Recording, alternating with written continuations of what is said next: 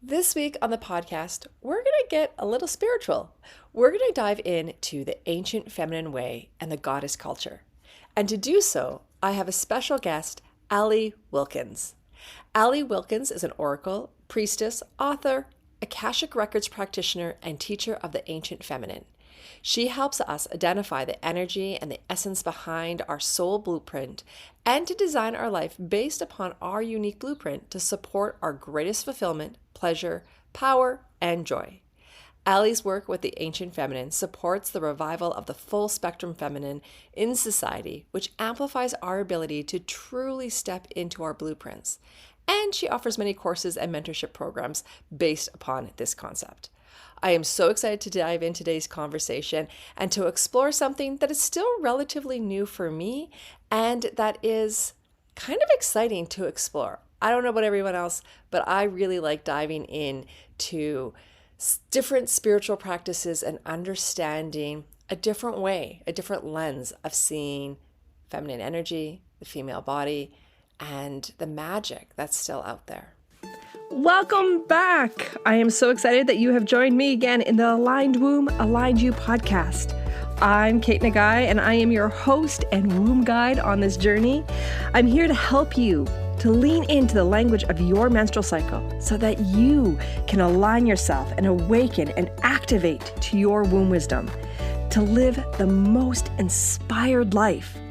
I am so excited to jump into this episode and to dive into today's topic. So let's get started. Aly, I am so excited to see you again and to have you here on the podcast. For those that do not know Aly or know my history with Aly, we met in priestess training in the priestess presence. That's what it was called. It was a 12-year, what am I talking about? 12-month program where we got to explore the divine feminine and explore the archetypes of feminine energy, feminine wisdom, and a part of this lineage that has really been erased from culture, from storytelling, but we're seeing it rising back up. We're seeing women and we're seeing elders getting curious and sharing the stories of the lineage of the feminine and how the feminine used to exist within culture. I know that when I joined the priestess presence, I had no idea what I was signing up for. I remember just kind of going in blind. I remember my husband going, "What are you signing up for?" And I'm like, "Priestess training." And he's like, "And what is that going to do for you?" I'm like, "I don't know." But there was like this deep, and I think that's what this conversation is a lot about, is that even though I had no idea what it was, and it was one of those things that just kind of landed in my inbox of like, "Hey, you should try this." I was actually working with a coach and a trainer who she had done a lot of work in this program. And I was just in awe of her like really inner authority and her willingness to dive into how the feminine existed with her. And I was curious about it. And so I literally jumped into this program just purely out of curiosity. And I remember the first week being like, I don't know what I'm doing. Like I felt so lost. But I also didn't grow up in a religious household either. So for me, it kind of like felt like I was entering the doors of something sacred and like a sanctuary, but I had no idea how to navigate or how I was supposed to exist within it. But the magic that unfolded in that year and being in that container with you, because we were put into a little small group that met once a month of just 5 of us women to like kind of debrief the archetype we were working on. And that's how you and I got to know each other. And we carried on together for a year afterwards of just regularly meeting and checking in with ourselves and how the divine feminine was still moving through us and how we were still playing with the archetypes in our regular life outside of the program. And so, anyways, that was a long intro as to why I'm so excited to have you here, because I came in completely naive and had no idea what I was getting into. And you were the complete opposite. You were very much like, I know this, I'm teaching this. And I just think you're the perfect person to bring on here to really start to create this awareness and to spread the word about the goddess culture and about the ancient feminine and how it lies within us. So, yay, you're here. I'm here. Hi, everyone. I'm so excited. Maybe before we jump in, like I know that everyone who's listening has just heard your bio before we got into this conversation. But what drew you to this? Like what awakened in you that you're like, you know what? I'm going to be a priestess and I am going to teach women all over the world about the ancient feminine and how we can call it into our life. So what brought you to this point? Well, it was a slow remembrance. And it's interesting when you go back and look at your life. Like when I was 18, I got this tattoo that didn't really make sense to me at the time, but I just got it. And it was these wings, and now I can recognize it was the wings of goddess Isis, who is one of my main goddesses that I work with. And so when you go back and look, you can see that the goddess or the remembrance of these lineages, of these other lifetimes, of these other spaces that we've held mastery in, have been working with us much longer than we really consciously realize. There's little seeds planted throughout our life.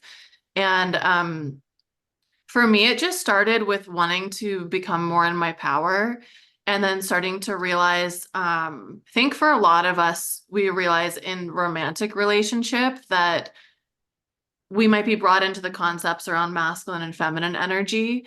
And that's really when I started realizing like a lot of the polarity conversation was really limiting me. When you think about, we pretty much know this as a collective now that women are very masculinized. And I started to want to deepen into my feminine energy, and I had to learn what that meant. And later on down the line of getting deeper into that, I realized like this is not, I started having memories, and I started having remembrances of that being a very small aspect of what feminine energy actually is, like what's talked about in the polarity consciousness, conversations. Um, yeah, so I guess to answer the question, it's been a slow remembrance, but once it clicks, it's like you get a lot of things very quickly. For me, it all started with Lakshmi, probably 12 years ago at this point. And then 5 or 6 years ago, it was with the Egyptian lineages. And that's really where the quickening started to happen. Mhm. And you use this information really as a way to correct me if I'm not putting this right, but just what I know of you and know of your work, you really use this work as a way to align your life and align to what is true for you, much like how I use the menstrual cycle as like my code to figure Mhm. out my life and to figure out how I want to exist in the world. You really use the ancient feminine way as a power to amplify your life and to live in alignment. Yes. And how has that been a really powerful tool for you? I mean, so many ways. Just like what you were saying, there everyone has different lanes that they might identify that support them and amplifying different aspects. So like with the menstrual cycle, there's the different phases that you understand the energy is working in a certain way to understand yourself better. Same could be said about human design or, different things of that construct, even working with the moon, understanding the different phases of the moon. And for me, working with the goddesses is the most powerful way I've experienced, with all these other things just amplifying it, to help support me in the areas that I might not feel as strong in. And the thing that I think is cool about the goddesses is that for me, I experience them coming to me. It's not me going out and, okay, I'm going to find a goddess of beauty, or I'm going to find a goddess of wealth. I'm like, they come into my field when I'm ready to awaken. And this will happen for anyone listening too who's open to this. When you identify, or when on a soul level you're ready for some sort of initiation, they will come into your field, and it's just about, are you paying attention? Are you listening to all of those different signs, and are you open to receiving it? And like I said, some of the time you won't even be aware. Like when I got this tattoo when I was 18, I had no concept of goddesses or anything of that nature. And yet I have a tattoo of goddess Isis, and I've served her in many lifetimes. So, yeah, working with some of the different goddesses can support you in different ways. So in 2020, Sekhmet came to me. She's an Egyptian goddess of, you could call her a goddess of war. You could call her a goddess of like the mother of dragons. She came in and collectively in 2020 with all of the COVID stuff. And she if people have seen her imagery, she's this like beautiful woman with the face of a lioness. And she has an extraordinarily powerful frequency. She's a warrioress. And when she came into my life, it was a time that I was leaving an engagement. I was moving out of the state I lived in. I was changing my entire business structure. Everything in my life changed. I was also getting trained in the Akashic Records. And what Sekhmet did for me is it's like she supported me with using her fire to transmute all the things that were not in alignment in my life that were difficult. And with Sekhmet, I kind of took her hand in hand and said, I'm going to walk with you. I'm not going to fight this. Mhm. And can you support me in transmuting this energy that's keeping me out of alignment, or these, relationships, or the places I'm living even, or the behaviors? And she supported me in transmuting all of that. So each goddess is different. They'll work with you in different capacities. I don't want to go too far into that if you No. want to ask anything about it. Well, and it's interesting because I think, like, even just listening to you right now, I'm sure there's some people that are listening to this that are like, I don't know about this. Like, this seems a little far out there for me. I think this is what feminine energy is. This is what coming home to the womb space is. This is us letting go of needing concrete answers and really getting in back into spirituality, like spirituality of the womb, spirituality of the feminine. This is a huge element of what it means to be in the female energy. Female energy is about intuitiveness, it's about remembrance, it's about rest, it's about being in the dark, right? It's about this inner knowing. And we've been really we've been really trained and taught to value only the knowing, not the exploration. And that the exploration really doesn't mean anything until we have something concrete that we can put as knowing. Like, even if you look outside of the realm of spirituality, let's go into something like science that most people are like believers in, is that science, an experiment is just hypothesis. It is nothing. That's really wisdom. It's nothing until it actually gives us a result in something, and then it becomes important. But it becomes very devalued in the process of getting there. And feminine wisdom and womb energy, what we're learning about cyclical living, is all about getting back into the process. It's not about the outcome as much as it is about the exploration. And for me, and maybe it was different for you, but learning about the ancient feminine and about the archetypes really was a deeper level of self-compassion and love for myself, of seeing how these archetypes or goddess energies, they do radiate through us, and they do so in somewhat of a cyclical nature as well. In the program that we were in together, every month we explored a new one, and you could see how the cycle of creation also played into these archetypes that also had goddesses attached to them. And it was really amazing for me to see where I had contraction and where I had expansion. And it usually always followed that after one archetype of contraction where I was like, I don't like this. I don't want to go here. I don't want to feel that. That all of a sudden we would have the next one, which would allow me to like kind of heal from that experience or express from that experience. And I went in blind, like you went in with knowledge. I went in blind of what this was going to be. And for me, it really was those beginner footsteps in of not understanding it, but yet feeling it so deep within me and Mhm. feeling where it's uncomfortable. And now being able, when I'm in these life processes or when something is moving through my life, right? Whether it be a loss or a change or whatever, a new beginning, is that I can identify with the feelings and of the energies that go like who that's kind of coming out in me, right? Like when my anger is flaring, like that's like Kelly. I'm like, oh, I can embody Kelly right now. I can feel this rising. But then, like, as we're entering spring right now and summer, I can feel the muse coming through. I can feel that energy of wanting to be playful. And just seeing how these energies, these feminine energies, really coexist in relationships within ourselves. And for me, it was a deeper awakening.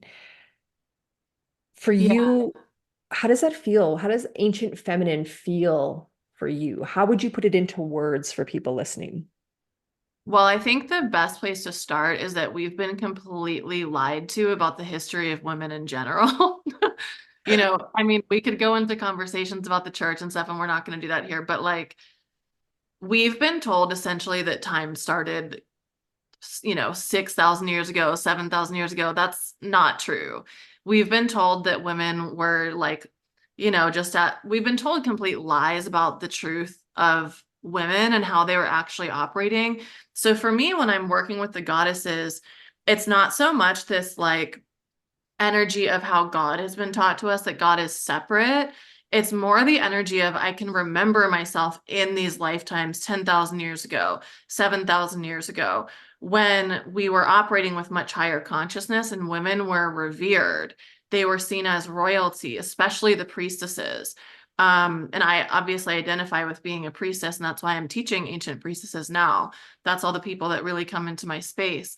And we've been taught that women have been small. They haven't had a lot of power. They are property. And it's like, it's complete bullshit. None of that is accurate. So for me, when I'm looking at the ancient feminine, it reminds me of how powerful I truly am. Because Mhm. there's been lots of systems that have profited off of and benefited off of women staying small. This is what we've seen for the last 3,500 years since the entry of the patriarchal system. So the ancient feminine is remembering who we were before all of these different forms of programming that came in that were designed to diminish our power so that we could be controlled, so that we could be ordered around, so that we wouldn't be threatening. Because the feminine energy is the most, at the same time, the most destructive and the most powerful and the form of the highest creation of anything on the planet. It's the feminine that creates. The feminine energy is what births a being from the spirit realm through into the physical realm. There's nothing more powerful than that. Mhm. So that was threatening to the people who want, and the energies and the constructs that wanted to create a different sort of experience. So the ancient feminine is remembering our highest blueprint as women and just as the feminine energy, which we haven't been taught about whatsoever. So I can to that through the goddesses at first. And then after that, I started remembering lifetimes in these different lineages, lifetimes as being a high priestess, lifetimes as being teacher, lifetimes as being oracle, and also the lifetimes of the fall. So that gives a lot of different context about how our power has been taken away. Some of it's very obvious and some of it's a lot more subtle. And the work with the ancient feminine now that's coming up, that has been coming up really since I think the Nag Hammadi texts were found, Magdalene's texts and different things around Mary Magdalene have been brought to the surface since the early 1950s. We've been seeing seeds of this. And so the remembrance is allowing us to come forward with this power. And so when you look at like the 1950s and 60s, okay, all of a sudden there's this movement from like the domestic housewife to more free-spirited, like more open sexuality, less rigidity on our sexuality that had been in place for hundreds, thousands of years from the church's programming around sexuality. Then you look at the 70s again, there's like more of a revolution type energy. You look at and you just look at the different decades even and see how societally this has been brought up. And so now we're moving into an even deeper exploration of this. Yeah, and I think we're really seeing that with the amount of uprising of women going in business on their own, being like, I'm not working for anybody anymore, right? Like I'm not going to answer to someone. Like I really do feel like, yes, some people get into business unaware of maybe that's what's bubbling inside them, but a lot of us women are like, we cannot work the 9 to 5 hours. This does not work for us and what our vision of our life is. Backpedaling a little bit about what you just said. Um, I remember, I want to say it was just before I entered the priestess training with you that I picked up a book for whatever reason. Once again, one of these divine moments where something just comes to you and you just pick it up and read it. And it was on the witch burning years. And I remember being like, this didn't really happen. And I know I've heard about it. I know, like, at some point in my sphere, it's been mentioned to me, but I never really gave it the airtime. I never really thought about it. And then yet I pick up this book and I'm reading, I'm like, this cannot be real. This cannot be real. And I remember going on a Google search after that. And my brain was like, are you effing serious? This happened? It was so weird that, and then it was like that moment. I think that's when everything started to come into play. I think that's when the priestess presence fell in my lap. And it was like, well, now I'm really curious. What is this about? Because I think there was something universally that was calling my attention as somebody who was working in the womb space, who is declaring themselves a mentor of womb awareness, let's call it, that there was a deeper knowing for me of like, why is it that we feel these insecurities? Why is it that we feel shame? Why is it that we're afraid of sexuality? Why do I have all of these demons in me? And demons, I mean like just these fears and these holdbacks, like there's these restrictions. And that book all of a sudden opened up my awareness for me to start to question so many things. And me joining the priestess presence, and then me going, why do I feel so awkward talking about sex? Why do I feel awkward thinking about sensuality, which is really just tapping into my senses, like my taste, my smell? Like, what is so scary about that? To then questioning, like, why can't I know exactly what I need in order to achieve an orgasm? Or why is it that I'm feeling called to have my own business because I don't want to work 9 to 5? Like it was like all these little things sort of popping up in my awareness. But I think it came through the fact that that book all of a sudden brought me into this critical thinking spot of going, wait a minute, is this why I'm feeling the way I'm feeling? Is that I'm carrying some kind of ancestral healing that needs to happen, of shame, of disconnect, of fear of my own body? Because that's literally what the witch burning years was erasing our connection to self, erasing how we knew feminine wisdom, erasing how we felt about our bodies, making us feel like we were property to somebody else. Like, so this journey for me of awakening to the feminine energy has really been about understanding my needs, understanding my fears, and then just tiptoeing into it and starting to explore it a bit. Yeah, and I think that that's a perfect example to bring up. One, because we can see how history has been told differently. Because I actually have a whole YouTube, if anyone's listening to this and you want to learn more about the witch trials. These actually went on for 600 years because it started in Europe. I'm from the US, and so here it was very small in comparison to the European witch trials. So I have a whole YouTube that goes really deep into that.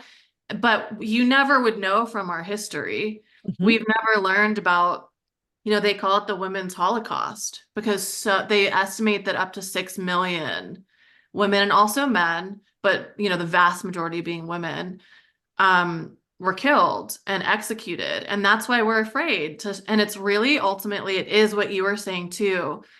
But at a deeper level, it's the removal of our power because women would be killed for anything that demonstrated power. You could be making spearmint tea and they would call you a witch because you were using your healing ability. Also, at the same time, we won't go into this, it's just a side note. It was the same time that the medical institutions were coming up and their competition was Yeah. these village healers. So, Herbology went out the window. Like herbs were no longer plant medicine, gone. yeah, so we can see like how it's beneficial for women's power to be gone when it can be monetized in other ways that aren't earth-centric, that aren't for the service of all. Therefore, the profits of a smaller amount of people, and that will be different in each industry.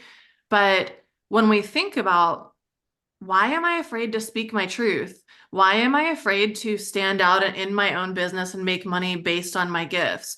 Why am I afraid to do all of these different things or be seen? So much of that, if we have lifetimes in these time periods, even if you weren't burnt as a witch or if you weren't drowned or executed, you could have been one of the townspeople who was watching this. You could have been the person who tattletaled on your neighbor because what was at stake was your own family being accused. So there's different ways we're connected to this. Even just if you think about in these lifetimes, even if someone just lived in this village, it's like, oh, I've known this neighbor for my entire life. I know her grandmother, I know her sisters, I know everyone in connection to her because we live in this little town. And now I'm watching her burning at the stake in the village square. It's very intense and it brings up a lot of emotions because this happened to millions of women. Mhm. And yeah, I'll just stop there because I could go on forever about this particular subject. We might have to do a part two on this. Now, knowing that and knowing that these events, like the witch trials and other events that have really been used to suppress inner knowing, suppress trusting our body, suppress trusting our intuition. Like it's funny how even the word intuition, a lot of people get uncomfortable with it, but yet they're okay with using the word gut instinct, right? Which is the same thing. But like how we have erased language, how we have become disconnected not only from our body, but from nature as well, and seeing ourselves as not a co-creator with nature.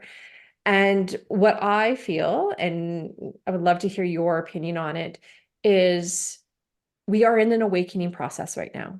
I think there's more and more women, whether or not they're looking at goddess culture or whether they're looking at feminine energy, there is this awakening happening of them saying, it has to be different.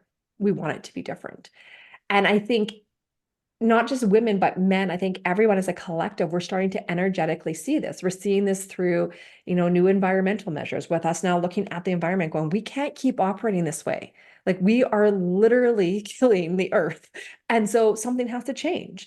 And we see this with, wars that are happening right now. Like I really feel like right now with in personal opinion, just putting it out there, personal opinion, please, nobody take offense. But I think a lot of these wars that we're seeing come up over the past few years here too is kind of like this last ditch effort of like male control, of like this really dominant patriarchy fighting against whether they are aware of it or not. And maybe as a collective, we're not quite fully aware of it, of this like new wave that's coming in of healing, of being like, I think that's why there's so much resistance right now, is because we're at this crossroads where it's like, it's got to change, right? It's got to change. And it's sad and it's horrible what's happening across the world right now. But I truly believe like this is a little bit of that resistance towards this change that's happening worldwide. We want better. We want to live. More and more of us are looking for alternative ways to heal our body or trust our body. We're no longer taking diagnoses like we used to, of like, that's the end, I guess. There's nothing I can do about it. Instead, there's so many of us that are looking for other ways. So many of us are getting curious about our cycle and about, living cyclically and honoring that rhythm. And I think all this little, like the more people that just a little spark, little awareness that clicks in them that makes us want to shift, it plays into the bigger collective of the whole saying, okay, we now have a new person here that's saying, I'm not going to accept that diagnosis. I'm going to go and see an acupuncturist. And that small little shift of being like, no, there's got to be a better way. I think that this is the change that we're seeing that's happening.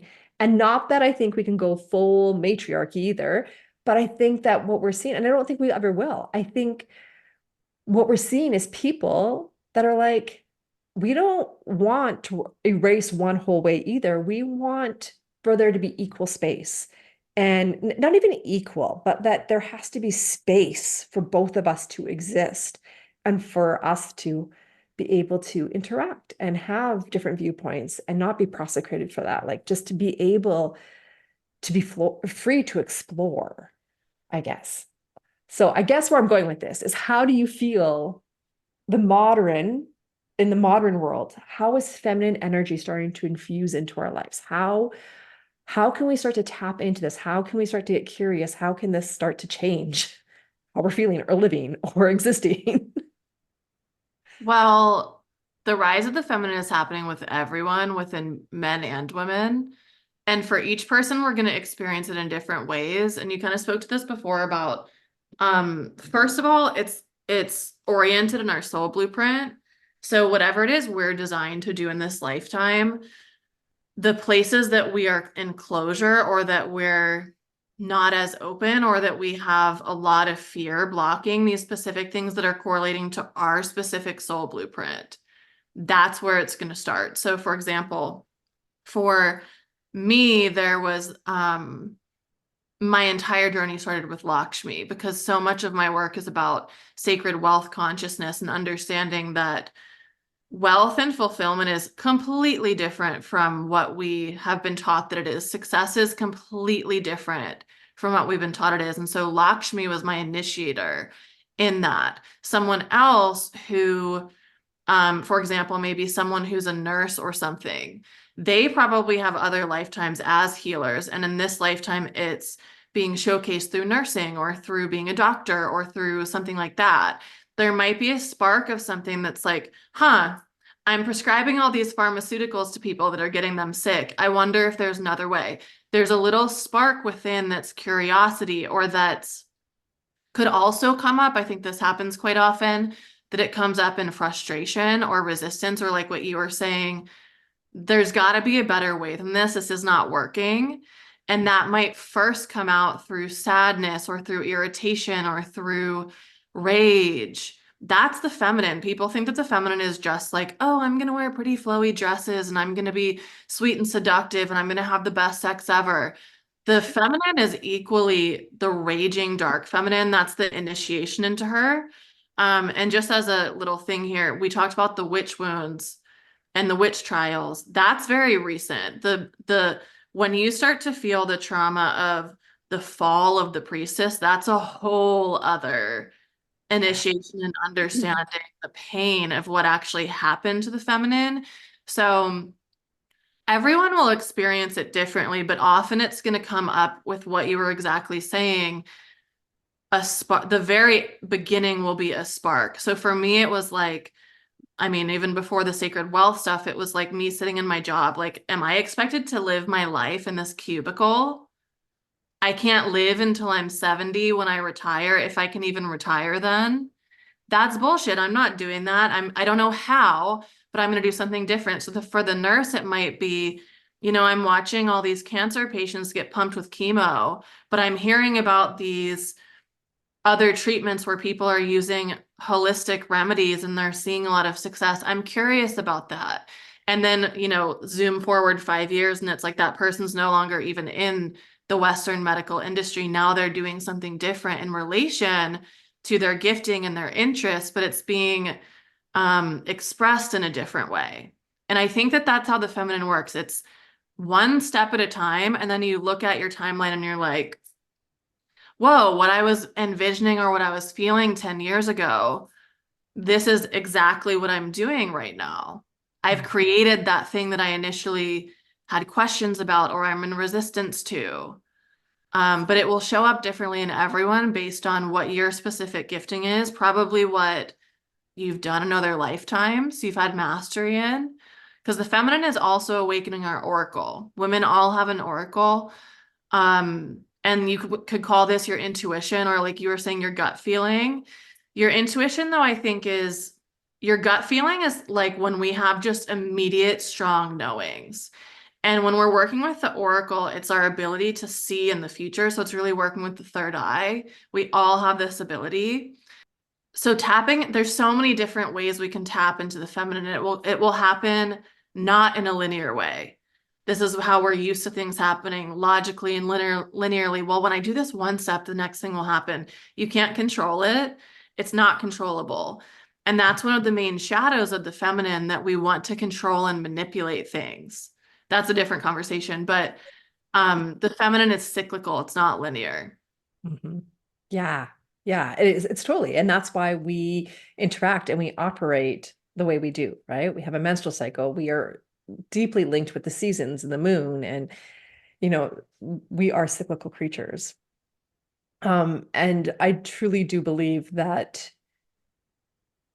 that there is, like you said, this catalyst that kind of just awakens, sparks a small little bit of it. So like for you, it was the cubicle. For me, I would have probably been still living the same life I was living unless if I went through my fertility journey, which was essentially the Western medicine medical world telling me that, my reproductive area, my womb was damaged and that it had no meaning, that it just needed to be removed and tossed aside. And that was the first part where I was like, that does not work for me. Like, I am not going into surgery without understanding more and without seeing what else I could do. And that was my first entryway into playing with plant medicine and alternative therapies and just getting curious. And, it's so interesting that, like, a lot of this plant medicine, it does have roots in Ayurvedic medicine and in traditional Chinese medicine, and those things don't scare us as much.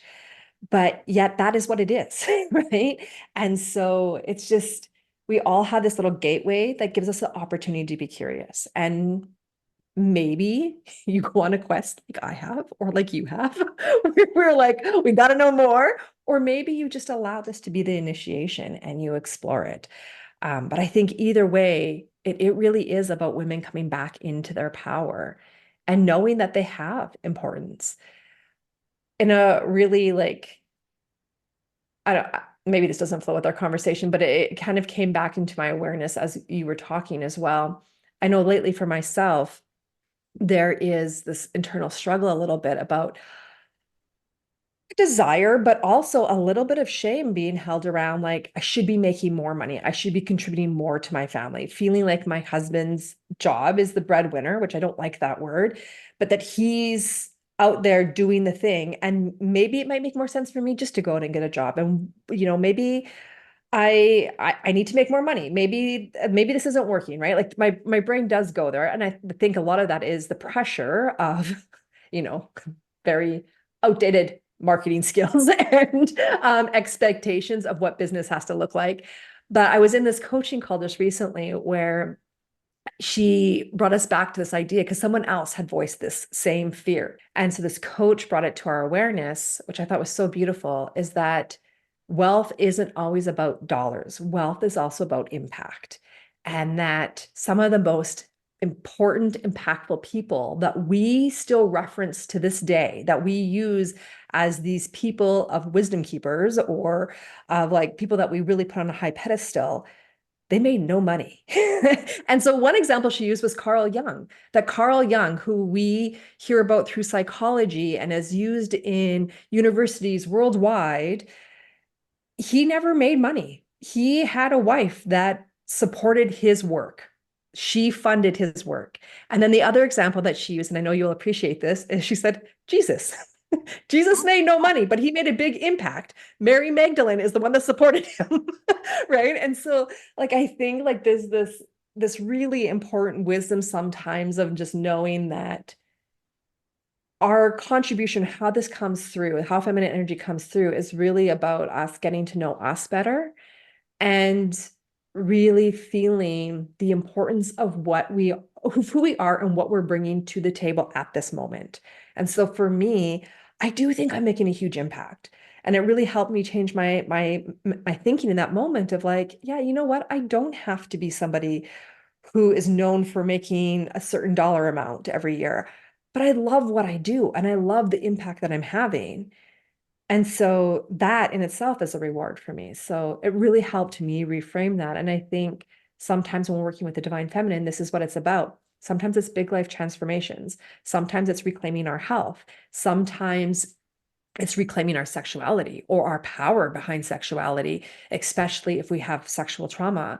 I think sometimes it can be around wealth and about, this idea of feeling like how we're contributing to our family, right? And I think when we welcome the feminine in, we create this softness for us to exist, for more expansion to happen. Yeah, the feminine is also fierce as fuck. She's soft, but this is one of the misconceptions that she's just soft and compassionate like Kuan Yin or something. But there's also the Kali, there's also the Sekhmet, there's also the Durga that's the warrioress, right? And like for me, I don't think about what I'm doing in terms of being a business because it's who I'm here to be. So for me, there's no separation of like, this is my business and the money. Also, I mean, there's so many things I could spin off of with what you were saying around the money. Like, wealth is not measured in dollars, it's measured in integrity and fulfillment of, are you being who you came here to be? Are Hmm. you fulfilling your mission on the planet through being your soul blueprint? In the physical, that might look like, Rosa Parks or something. I'm pretty sure she wasn't making a whole lot of money, but think about the impact she had, sparking the entire civil rights movement. Our impact can't always be measured by money, and that's an artificial standard that's been brought in from the patriarchal construct of saying, oh, the people who make money are successful. But how many people do you know that make a good amount of money that are miserable? Hmm. And for me, my question is, when I die, will I feel like I did what I came here to do? Hmm. Or And my will answer is yes to that. Like, if you were to ask me that, it's like, yes. Like, I, I could leave this planet tomorrow and feel like I left a legacy for my children. I left an imprint for my daughters to feel differently about who they are on this planet. And that's the feminine. And that is what we're here to talk about today. So, Aly, I know we're kind of at time now. I could talk about this forever with you.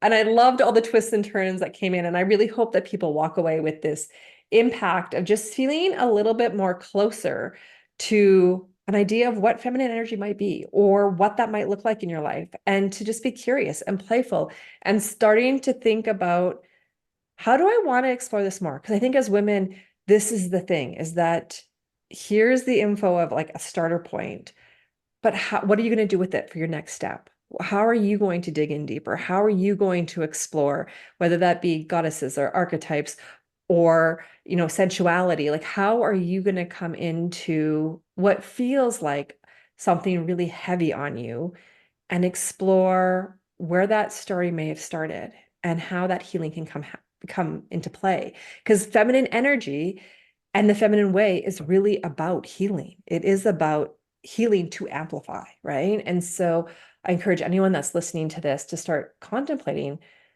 how do I want to be in this world? How do I want to be seen? And where do I feel like I'm limited or lacking? And what could be my next step of getting curious about the feminine? Which leads me to saying to you, Aly, how can people work with you if they're curious more about goddess energy and about bringing this practically into their lives and starting to really live this different spiritual path, I would call it the feminine spiritual path of using the goddess energy and the feminine way to really bring deep enlightenment to their life? So I do work in two different ways. The first way is through teaching about the ancient feminine.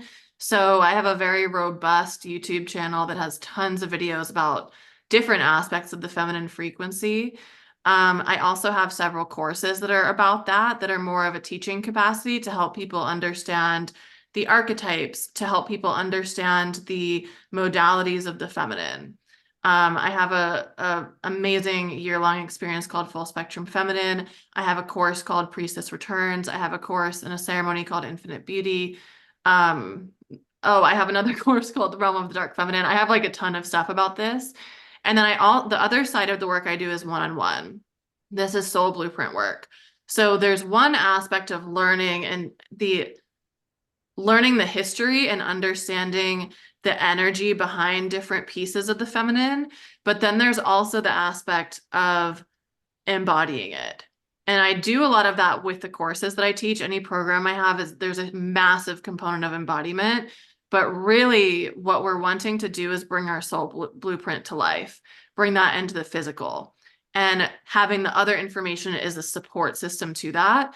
So the first thing that I do with people, the one way you can work with me is through teaching. The other way is through working with me as an oracle.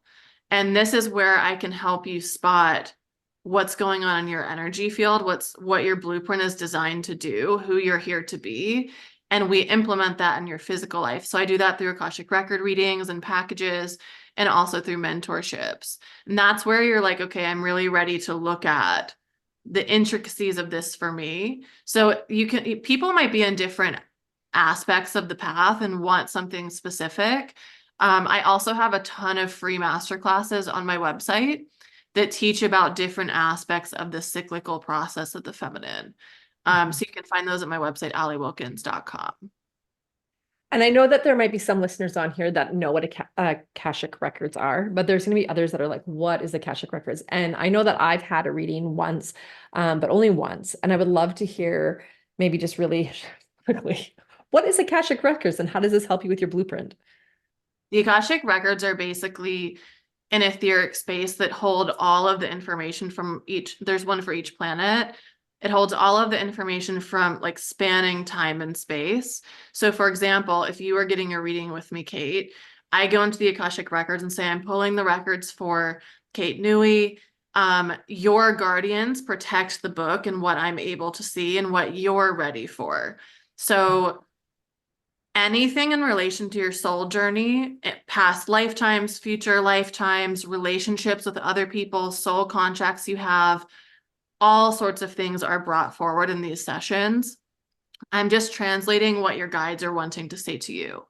So a million things can happen in Akashic Record sessions, from DNA activation to healings within your body to light body activations, guidance from your support team, understanding and changing soul contracts. With it's really helpful too to understand your contracts with other people, because a lot of times we're like, oh, I'm having problems with my husband in this life, or I'm having problems with this specific person, but it's really, you've actually had 25 lifetimes with this person and it's the same pattern repeating. So how do we shift the pattern?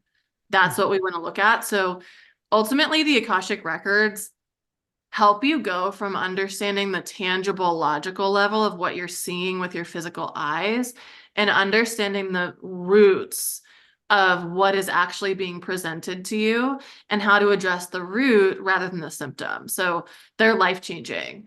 I also do an Akashic Records training every year that's going to be starting in a couple months, called Becoming the Oracle. That'll be starting at the end of May. So if anyone's called to that, you can also learn about that at my website. That's awesome. All right. And I like to leave these calls with a little womb-led tip. So do you have something in mind that, especially around this topic of feminine living or feminine power or awareness, that women can walk away with as their next best step or this tool to live in alignment with their womb space? Well, in relation to the womb, I would think about, okay, here's what's coming through. Thinking about the sacral chakra and thinking about your creative power and how alive is your sacral chakra. How, if you just close your eyes and imagine this space in your body, noticing how open it is, what color it is, how vibrant that color it is, and what it is that your womb or your sacral chakra is asking of you, is trying to get you to notice, is wanting to activate within you, because the sacral chakra is actually our most powerful space of creation, and it will tell you everything that you need to know. And now just thinking about it, like I haven't thought about this in so long, that's actually where I had a huge awakening when I started doing healing work with my sacral chakra, because I was getting all sorts of ovarian cysts and it was supposed to be like medically impossible at the time. And I started using carnelian crystals, which is also Sekhmet's crystal. And I healed it miraculously. This is what doctors were telling me, that it was impossible, that they had gone away. And all of a sudden, it's like my sacral chakra started really guiding my life. And not because I was like, oh, hearing messages from my sacral chakra or something, which is kind of what it was, but I wasn't hearing it, tangibly like voices or something. It was just this passion started leading me. And like the fire of the feminine, you could say. Mm-hmm. Yeah. I think this is a really important message for women. Going along what you're saying here is that even if you don't identify as a healer, you are a healer in your own capacity, or in as much as you can identify with it at this point, because women, we are healers. We are nurturers. We are space holders.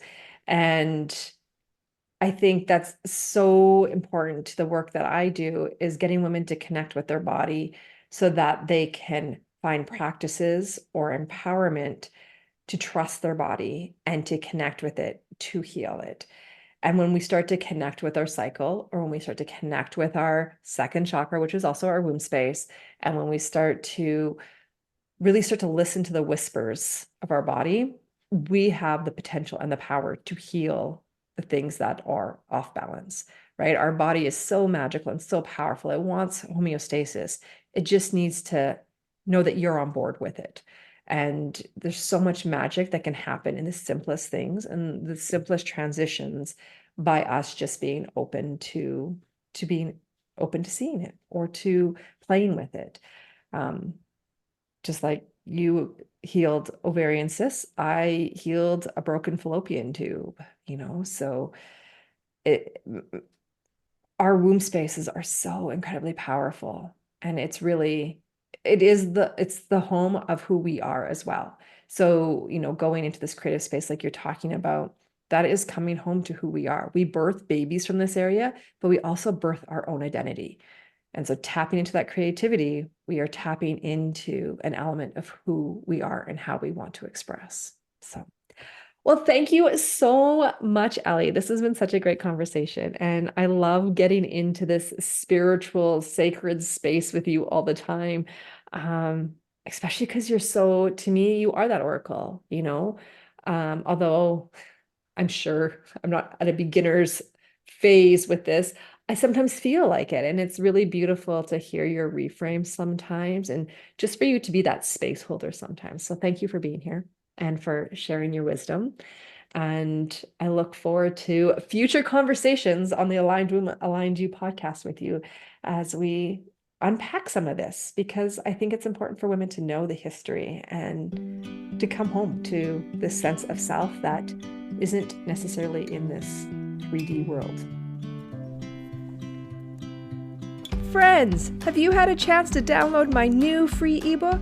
Maybe it's not you. The Truth on PMS and How You Can Take Back Control of Your Cycle is now available. This is truly a book that I think needs to be in the hands of every woman who struggles with the second half of their menstrual cycle. So if this is you, click on the link in the show notes and download your free copy today. And remember to subscribe to this podcast and share a review if you loved this episode. Until next time, remember, womb wisdom equals connection to self, which ultimately equals inspired living.